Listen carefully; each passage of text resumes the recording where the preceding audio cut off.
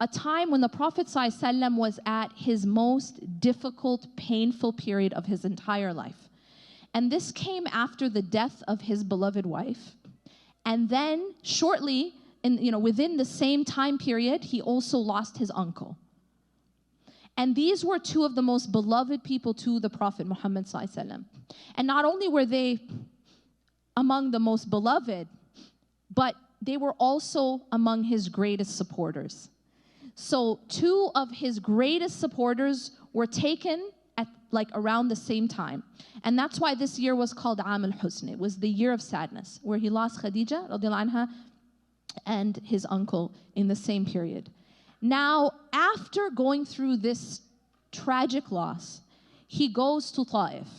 And when he goes to Ta'if, he's going there to get support. He's going there, during a time which is very difficult, looking for someone who will support him. And when he gets there, as you know the story, he was treated so badly, and he was thrown out of the city, and he was pelted with stones to the extent that he was made to bleed. And the Prophet ﷺ, this type of treatment was given to him at a time when he was already grieving. So if you can imagine where he was at this point.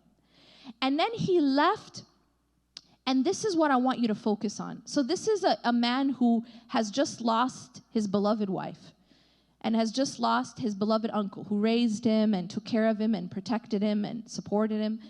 And now he's been treated in this way, where he came to he came in peace to these people, and this is how they treated him.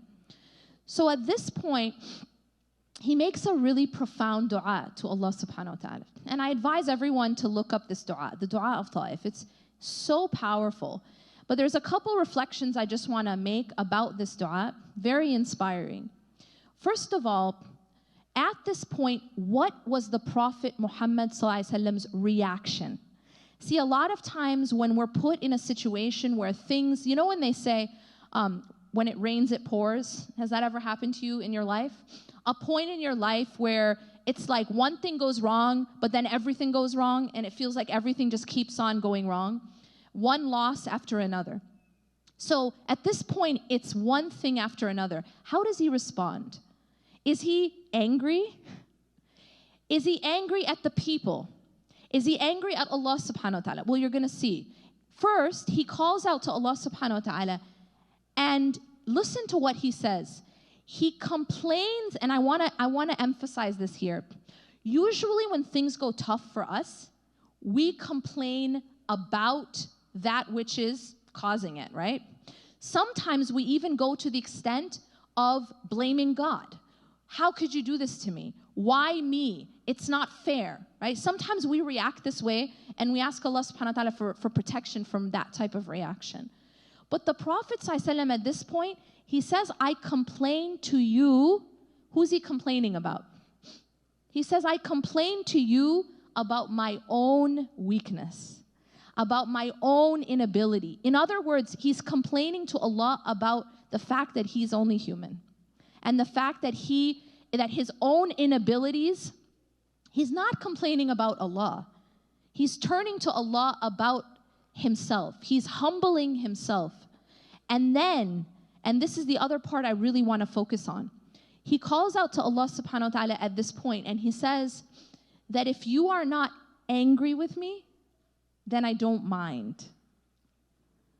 He says, if you are not angry with me, then I don't mind. So you see again his focus. And the reason I brought up these stories is because I want you to understand and reflect on the focus of the Prophet ﷺ's heart, right? With Aisha radiallahu anha, the focus of his heart was what? Allah and her relationship with Allah subhanahu wa ta'ala.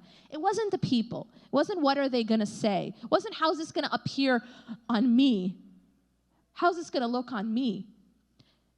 And then here, his focus again is on Allah. He says, if you are not angry with me, even though he had been through so much trial at this point, right? In fact, later on when he was asked, what was the hardest time in your life? He said it was that time, the time of Ta'if. So this was a man who was tested again and again and again. He went through torture. His people were tortured. They were starved. They were boycotted. And that he's saying this was the hardest time in his life. So you have to understand where he's at, psychologically and emotionally. And yet his focus is still, is Allah pleased with him? He said, if you are not displeased with me, then I don't mind. And now the angel comes to him, and the angel asks him, just say the word, and we will take these 2 mountains and destroy these people who have just treated you in this way. He's a prophet. And he says to that angel, so now look, again, he didn't have anger towards Allah. In fact, his concern was just, is Allah angry with me? As long as Allah is not displeased with me, then I don't mind. But he didn't even have anger towards the people. He was given an opportunity for justice, really, just revenge. And he was given that opportunity, and it would have been fair, because he's a prophet. This is an angel. And the angel said, I can take these 2, just say the word, and I will crush, these people can be obliterated. Bring the 2 mountains together. And you know what he said? He said no. Because even if they don't believe, there may come from their progeny a people who will believe. And that's exactly what happened. And now we have in Ta'if Muslims. That is indeed what happened. And it was because the Prophet ﷺ, his focus was on Allah subhanahu wa ta'ala, and because of that, he didn't get consumed with his own, this human feeling of I want revenge, or these things that we get caught up in terms of our ego.